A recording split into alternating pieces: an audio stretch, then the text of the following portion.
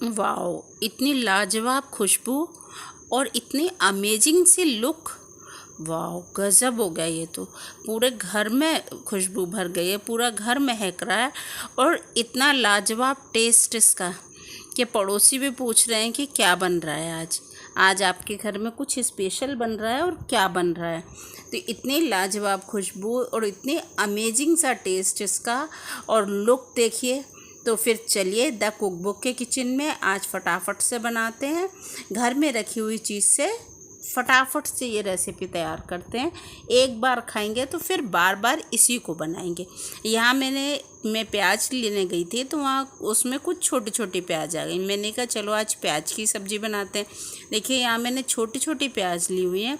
अगर कोई बड़ी प्याज हो तो आप उसको पीसेज में कट कर लीजिए, और नहीं तो इस तरह से इसमें 2 कट लगा दीजिए। तो ये जैसे क्रॉस का मार्क हो जाता है ना, उस तरह से हो जाएगा, ताकि हमारी ग्रेवी हम इसमें अच्छी तरह से फिलअप हो सके। तो हम इस तरीके से सारी प्याजेस को मैंने पील कर लिया है और उन्हें कट कर लिया है।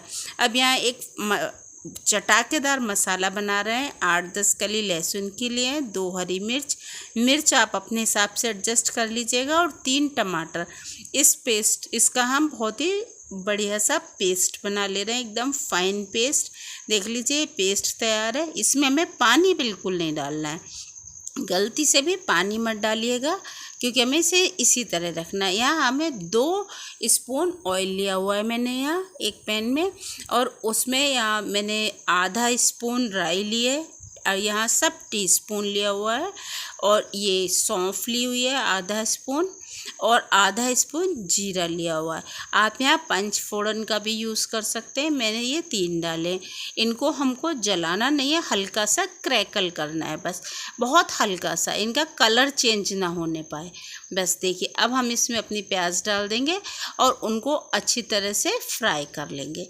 इसमें हमने बहुत ज़्यादा ऑयल नहीं लिया है, सिर्फ 2 स्पून ऑयल है, और इसमें हम प्याज को उलटते पलटते हुए बहुत ही अच्छी तरह से फ्राई कर लेंगे। इतना फ्राई कर लेंगे देखिए कि इसका कलर एकदम पिंकिश हो जाए और कहीं कहीं इसमें ब्राउन स्पॉट आ जाए, इस तरह से। तो बस अब हम इन्हें निकाल लेंगे प्याज को, और ये जो ऑयल बचा है इसको हम अपनी रेसिपी में यूज़ करेंगे।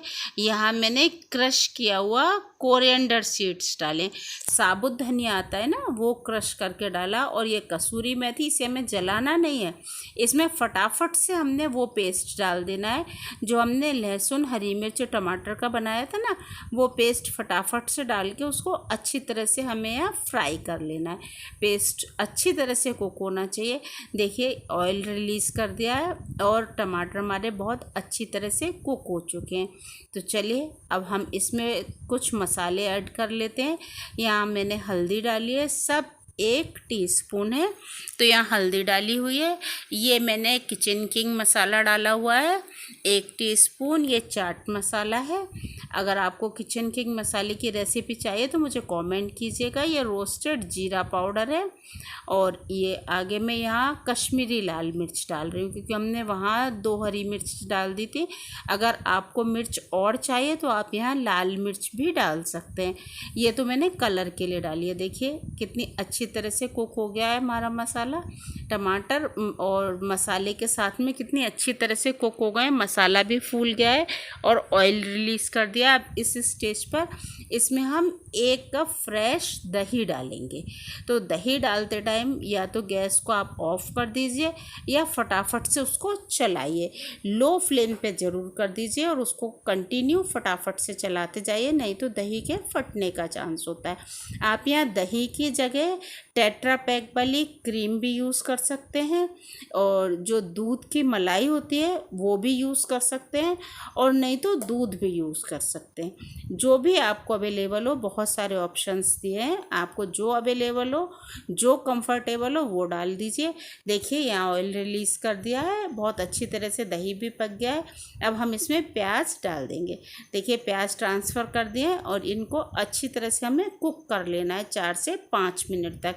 इसके ऊपर थोड़ा सा हरा धनिया पत्ती डालनी है, और काला नमक डालना है 1 टीस्पून, और सफ़ेद नमक, नॉर्मल वाला नमक हमें टेस्ट के अकॉर्डिंग डालना है, ये ध्यान रखते हुए कि हमने काला नमक डाला हुआ है। अब हमें इसे फ्राई कर लेना है 4 से 5 मिनट तक।